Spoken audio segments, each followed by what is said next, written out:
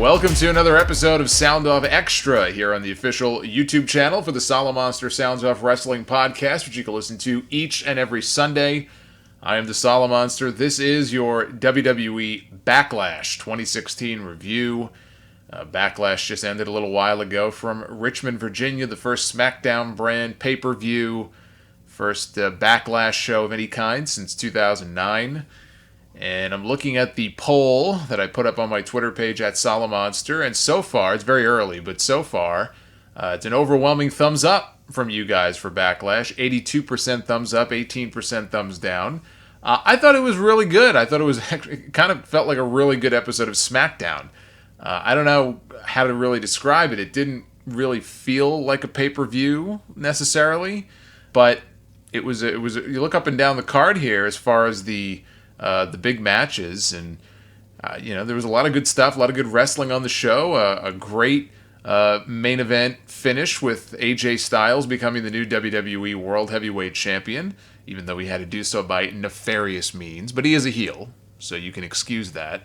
But the AJ Styles story is a great one. We'll talk about that later, because I was very happy to see them make the right move there and get that title off Dean Ambrose. But yeah, overall it was a really good show, not without its faults. It was definitely not a perfect show. And one of the problems is that probably the second, I guess it would have been the second match billed from the top after the championship match, was Randy Orton against Bray Wyatt. It was one of the big matches that was promoted here on this pay-per-view. And reports started to surface earlier in the day. PW Insider put a story up on their website that Randy Orton would not be wrestling on the show. Randy Orton had been pulled, even though WWE.com had no mention of it. They were still promoting the Orton-Bray Wyatt match, but they were saying that he had been pulled for injury reasons. And as it turned out, that was indeed the case. And right before I started recording here, there was a story that went up on Pro Wrestling Sheet that had a little bit more information. Apparently, the reason Randy Orton was pulled, it did have to do with SummerSlam and the match, the beating with Brock Lesnar, but specifically, he apparently suffered a concussion based on this report that I'm reading here. It wasn't just the fact that he had 10 staples in his head, but according to Pro Wrestling Sheet, he suffered a concussion during the match with Orton, or Lesnar, I should say, probably when Lesnar was raining down elbows upon him, which was all part of the plan, which is so wild about this whole thing. So they booked that finish for that match between Orton and Lesnar at SummerSlam. They wanted to make it realistic. They wanted to make Brock Lesnar look like a vicious monster. They wanted to have a TKO finish to go off the air, coming off his big win at UFC 200. And Orton went along with the plan. He said, okay, no problem. And, I mean, Brock Lesnar just bludgeoned this guy half to death. Legit. Busted him open with the point of his elbow, nasty gash on the top of his head, and of course, he suffers a concussion. And he just wasn't able to get cleared in time. They thought he would be, and he wasn't. And they never said word one about it, even though they clearly knew, at least earlier today, they knew he wasn't going to be cleared and he wasn't going to be able to wrestle, and they said nothing. And I find this whole situation to be completely inexcusable. Inexcusable. That they would promote a pay-per-view match, and yeah, it wasn't the main event, and it wasn't even a match I was really looking forward to all that much personally, but, nonetheless, one of the bigger matches on this pay-per-view that they're promoting, figuring, I guess, the entire time, well, he'll be cleared in time, it's not really an issue. Clearly, they knew that there was something wrong, whether it was the staples or a concussion or whatever. They went and promoted this match. He doesn't get cleared. They don't say a word about it. They do an injury angle on this show to basically explain why he was not able to wrestle. I just find the whole situation so slimy. I really do. I find the whole thing completely inexcusable that they would book that whole thing in the first place where this guy got the shit beaten out of him. It's like, no shit he's going to suffer a concussion. No shit he's going to get hurt. And then at the last minute here, he's not able to get cleared. So what's their big replacement? What's their grand idea since Randy Orton can't go? We don't have a backup plan. It's not like, well, Orton might not be cleared. We got to come up with an idea here. No. Their great idea was fucking Kane. That's their great idea. Kane and Bray Wyatt in a no-holds-barred match. We'll talk about that later. I just think the whole thing is inexcusable. I mean, I don't know if I'm the only one who feels that way. Maybe I'm blowing this up into something bigger than it is. But I think the whole thing is complete shit. That something like that could happen. Baron Corbin and Apollo Crews was on the kickoff show. They added that match to the kickoff. Rough go early on. It didn't seem like they were on the same page, but they got it together. It turned into a decent match. Crews, at one point, he delivered an angle slam to Corbin, and interestingly, JBL said that it reminded him of a certain gold medalist who used the same move. He didn't mention Kurt Angle by name, but that might be a line that gets some people talking. So Crews is just in the corner. He's on the second rope, raining blows down upon Baron Corbin. Corbin shoves him off, and as Crews comes down, he eats a knee. And Corbin follows that up with the end of days, gets the pin. So Baron Corbin gets the win. Pay-per-view itself opened with Shane McMahon and Daniel Bryan in the ring, thanking the fans for making SmackDown Live such a huge success. Ratings have been soaring, Shane said. Unfortunately, he said this the week after SmackDown did its lowest rating yet since the start of the brand split. Oops. So it kicked off with a six-pack challenge elimination match for the SmackDown Women's Championship. Nikki Bella, Becky Lynch, Natalya, Naomi, Alexa Bliss, and Carmella. These women worked their asses off. I don't have a negative thing to say about this match. I mean, you could probably, if you really want to nitpick, I'm sure you could find some blown spots here and there, but I watched this thing and I just thought, man, this is a really good match. And they all worked their asses off, every single one of them. This was a lot of fun. Alexa Bliss was dressed up like Harley Quinn from Suicide Squad, as I'm sure many women will be this year for Halloween. I may have to go out for Halloween this year for the first time in a while. Alexa was also the first one eliminated, but we did not get our first elimination until 10 minutes or so into this match. They went a while. When they announced that this was going to be an elimination match, I got worried, because a lot of times in the past with the women, what they'll do in a situation like this is all of a sudden there'll be these, rapid-fire eliminations really quick, one after the other. And they didn't do that here. They let pretty much everybody in this match got a chance to shine. It went on for a while before Alexa got eliminated.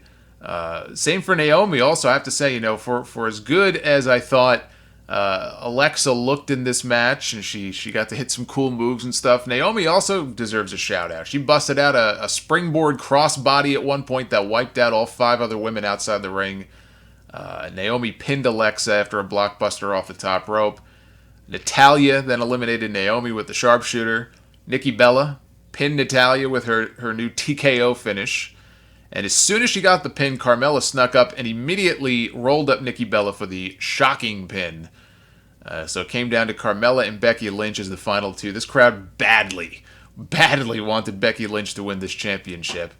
Becky was my pick to win in the Backlash predictions earlier today on the Sound Off. And if you remember, I said months ago, at least a couple months ago, that the first person I thought of, because I was not a fan of the brand split. And I'm still, quite frankly, I'm not sold on this whole thing. But I tried to look at some of the potential benefits of the brand split at the time when I talked about it. And it might have been the first thing I mentioned. It's the first thing that popped into my mind as far as who could benefit the most from this split. And I thought of people like AJ Styles and stuff like that, but Becky Lynch is the name that I mentioned. I said, if anybody is going to really benefit, I think, from this brand split, it's going to be Becky Lynch. And, this is the first brand split pay-per-view for SmackDown. And wouldn't you know, Becky Lynch is the new SmackDown Women's Champion. She wins with the disarmor on Carmella. And it makes sense. I mean, it's her time. The fans are into her. She has been left in the cold. All the other horsewomen, all of her friends, they've all won championships in NXT or on the main roster. And Becky just seems to always be the odd person out. And also, and I said this earlier today on the Sound Off, if the plan is to get the title onto Eva Marie next, which I think it is, I don't know that, but that's what I'm thinking, then when it comes time, hopefully not for a few months, Eva ought to beat somebody like Becky. Becky's the perfect person for her to take the title off of because the people will despise her for it. Okay, Becky Lynch is probably the most beloved woman on that roster, maybe on either roster, except maybe Bayley. And, Eva Marie, of all people, if she comes in and wins that title, talk about heel heat. So in a lot of ways, it kind of works out perfectly. Becky, I think, would be the perfect person for that. So she gets the win. She gives this emotional speech after the match, and she thanks the fans, and she refers to herself as Becky Balboa. I'm really happy for her, and I thought this was a great way to open the show. Backstage, The Miz knocked on the door of, some celebrity guest. I still don't quite know why this kid was there, what the fuck he was doing there, but it's some kid named Jagger Eaton, who is apparently the star of a Nickelodeon show I've never heard of before. And he's talking to The Miz and saying, "Oh, I'd love to have you on my show, unless you think you can get me John Cena." And this upset The Miz greatly, and before he could wring this kid's neck, the kid slammed the door in his face. It only took 5 seconds for this kid to get on my nerves. I hope to never see him again. We then cut to a different part of the arena where Bray Wyatt was repeatedly slamming a door on Randy Orton's leg, which, of course, is their way of explaining why Orton can't wrestle. And there's something else, by the way. I forgot to mention this earlier. I'm going to talk about that later. Something else that bothered me about this. We had a second chance challenge. The newly heel Usos, no longer wearing face paint, but they are wearing black because they're heels, against the Hype Bros. Usos had lost in a minute to American Alpha on SmackDown and injured Chad Gable, so Shane McMahon and Daniel Bryan rewarded the Usos by giving them a second chance to win the tag team titles.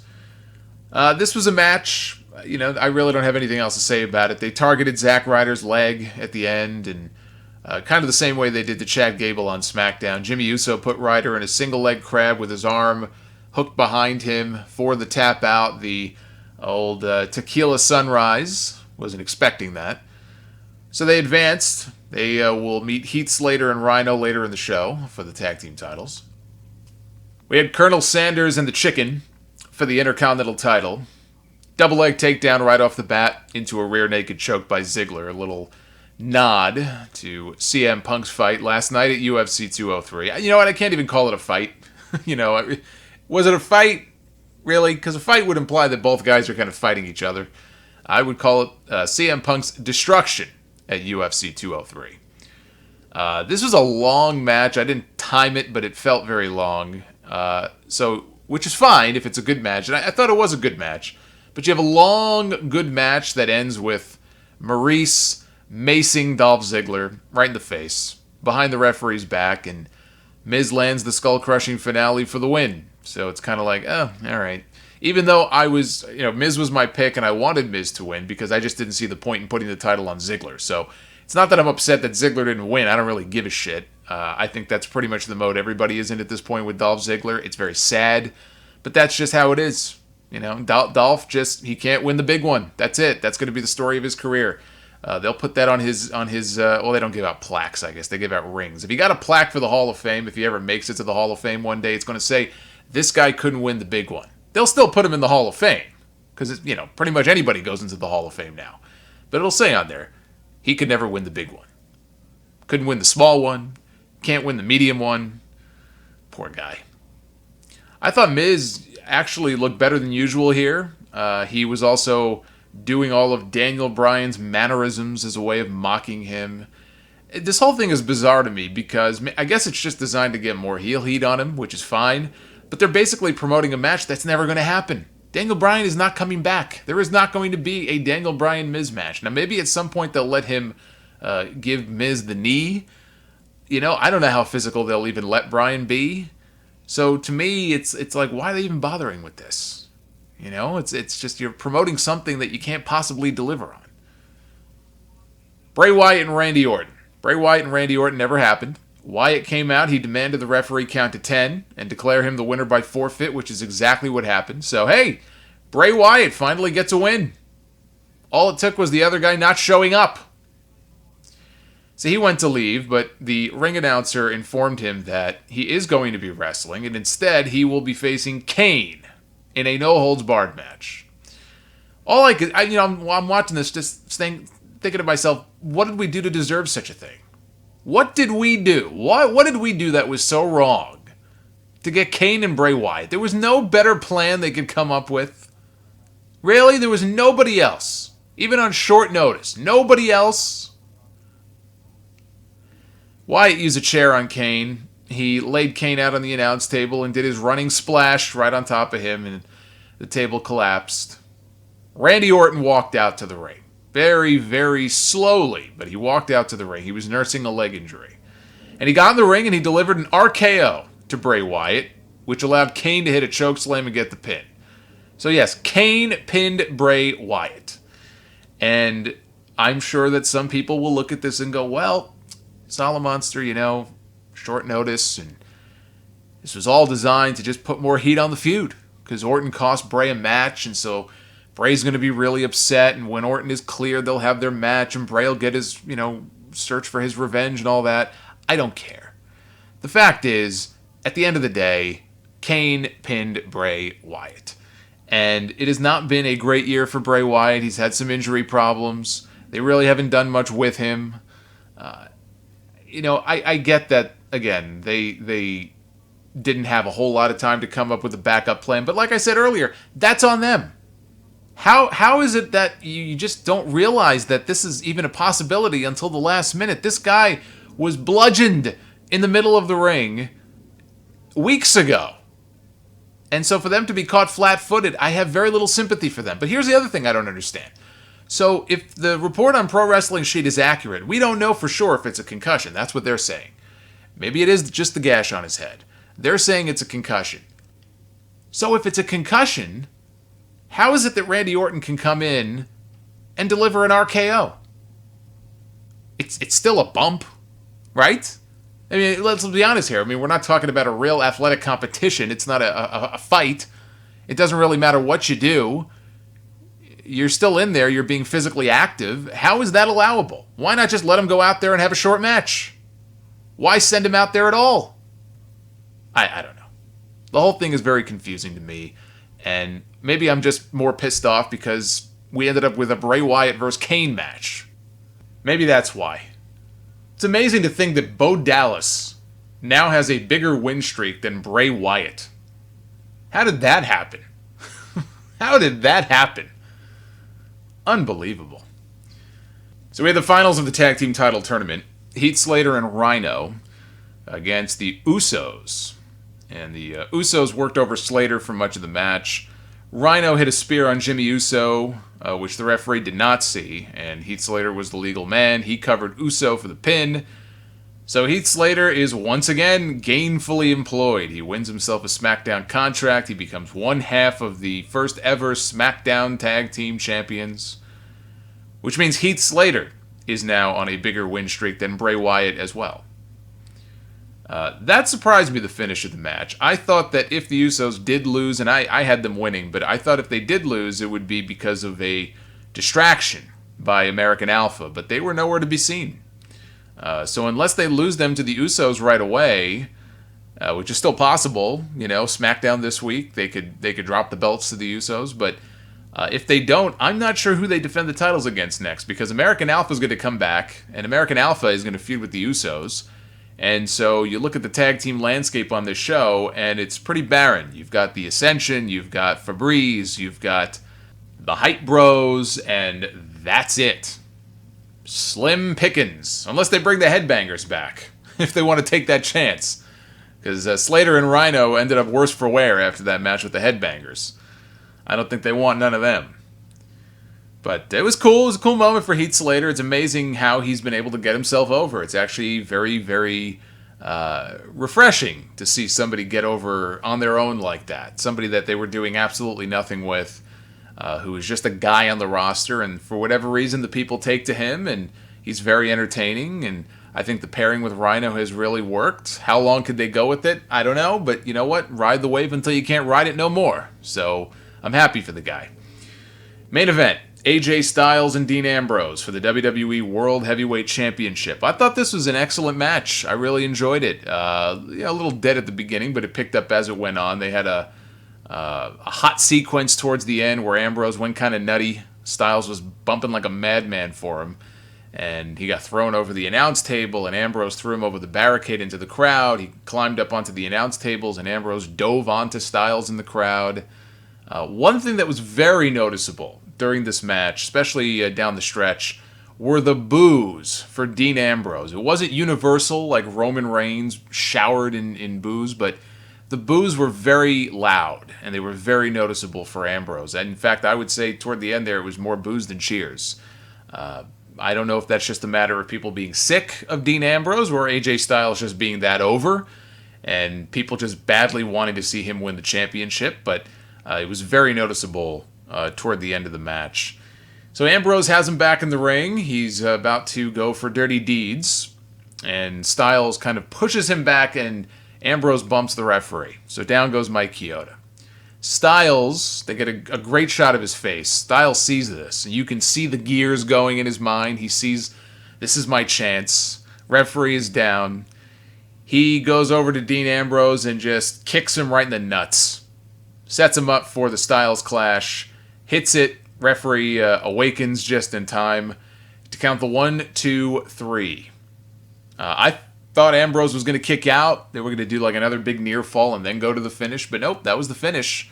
And AJ Styles is the new WWE World Heavyweight Champion. Now, I'm sitting here and I'm waiting. All right, I'm just waiting for Shane McMahon to come out or Daniel Bryan to come out.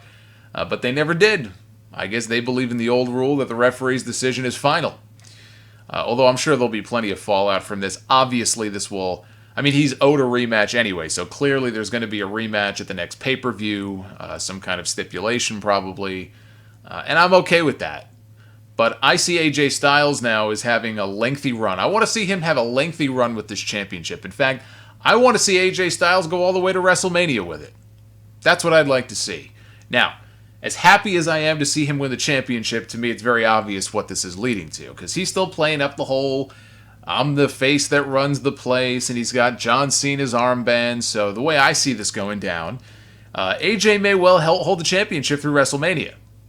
But when he gets to WrestleMania, he will hit a wall. And that wall is named John Cena. And I figure the way this ends is John Cena, for all the shit talk that AJ's been putting on him, eventually he's going to pay the price for that. Cena's going to get that win back. And it may well be at WrestleMania. They'll build it up as a big thing because it'll be his 16th title. I mean, when he wins his next championship, he will tie the fictitious WWE record for Ric Flair. So it's going to be a big deal.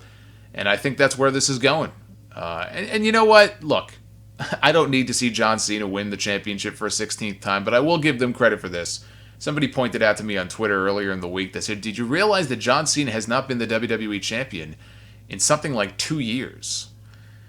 He hasn't even challenged for the championship in some ridiculously long time. So they have kept him away from the title. It doesn't feel like it because this guy's been around for so long and he has 15 world titles, so it feels like just yesterday he was holding it. But they actually have done a very good job of keeping him away from the championship. But you always knew that eventually he was going to win that 16th title. I mean, there's no way he doesn't. And... you know, AJ Styles being the one to beat him, and at least he'll get a lengthy run out of it, I hope. Like I said, let him at least carry it through Mania, and then whatever happens there happens. But to me, there's only one way that this ends. And it should be pretty obvious to anybody how this is going to end. But seeing him win the championship tonight was a super cool moment. First of all, it was the right move to make. Ambrose, you know, I don't know what's been going on. He hasn't been doing it for me lately. I don't know if it's just the fact that they haven't really been putting a lot of emphasis on what he's been doing. He had the feud with Ziggler, which felt third-rate. They had a unbelievably disappointing match at SummerSlam. Just completely shit the bed. I mean, I had high hopes for that, and it was just nothing. So they really haven't been... I don't know, they haven't really been putting the focus, I guess, in the spotlight on him as much as you would think, considering that he's been the champion. And he probably bears some of the blame for that. But AJ Styles has been on fire. AJ Styles is the MVP of the company. I said this months ago. He has been the MVP of the year for WWE. Whatever you give him to do, he will knock it out of the park 10 times out of 10. He came in, he was the hot baby face, he had great matches, he turned heel, was with the club, they had a good thing going, then they split them up. Now he's on his own on SmackDown, and now SmackDown is his brand. He's carrying this brand on his shoulders. He's been this Kurt Angle-esque, goofy heel who can go in the ring, He goes out there, he puts on the best matches. I mean, look at all the excellent matches this guy has had this year with all different people. Chris Jericho, Roman Reigns, Dean Ambrose, John Cena. He's had a bunch of great TV matches. The guy is phenomenal. Well, obviously, but that's just the first word that came to mind. He really is, though. And in my mind, if you know he's the best guy on the brand, then he should be the champion. The champion should be the best person on the brand. And if nothing else, you can count on the fact that when you have these SmackDown brand pay-per-views going forward, however the pay-per-views overall turn out to be, you know you're going to get an excellent match in the main event with this guy in there. But it's incredible to me to look back on the year that he's had. He hasn't even been in the company for a full 8 months. And in those 8 months, he has become WWE Champion. He has cleanly defeated John Cena. And I'm sure when he first came in, I'm sure I had the same doubts, given his background, given that he was the franchise in a lot of ways of TNA for so many years, right? He was the face of that brand. You could say that Mr. TNA was AJ Styles for so many years, and WWE thinks so highly of TNA that they don't even mention them on TV. Except Steve Austin on his podcast. He'll do whatever the hell he wants. I mean, he'll name drop TNA left and right. But you didn't think that when AJ Styles came in that they were going to build around him the way that they have. I don't know that I thought they were going to bury him. I just didn't think that, certainly not in 8 months, he would do the things that he's done. He's had a bunch of pay-per-view main events, 2 back-to-back against Roman Reigns, now this one. That's an awful lot of faith and trust for the company to put in this guy. And I said that when he beat Cena at SummerSlam. That was the stamp. That was the ultimate stamp right there of what they think of AJ Styles, how highly they regard AJ Styles. And he's now done something that I don't think anybody else has ever done. He has now held the NWA title, the TNA title, the IWGP title, and the WWE Championship. I don't think anybody else has ever done that before. And he's the first real homegrown, I know he came from Ring of Honor, but he's really in a lot of ways the first homegrown TNA talent to really hit it big and have this level of success on the main roster, not counting NXT, in WWE. And I think it's tremendous. And I think he is the ultimate feel-good story in this company of the year. He is the superstar of the year, whatever they do in the Slammies at the end of the year. He is very clearly the MVP of the year in this company. And the right guy won. And I thought that was... And maybe you can say, oh, well, he kicked him in the nuts. It was a hollow win. He's a fucking heel. Like, that didn't bother me in the least. So I don't want to hear anybody complaining about, oh, he kicked him in the nuts. That's what heels do.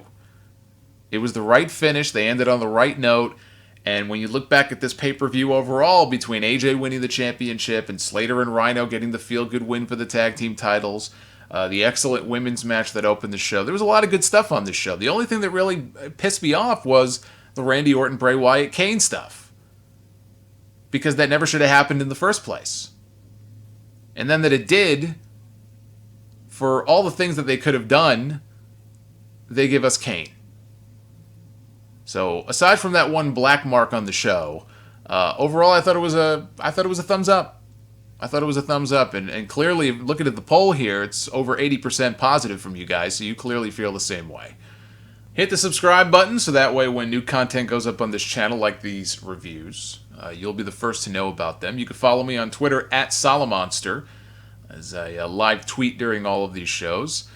And you can listen to full episodes of the Sound Up podcast. They go up each and every Sunday on the Solomonster.com, iTunes, Stitcher, Google Play Music. We even have a free app in the Google Play Store. If you have an Android device, you can listen to the show that way. Lots of different ways to listen to the full Sound Up podcast.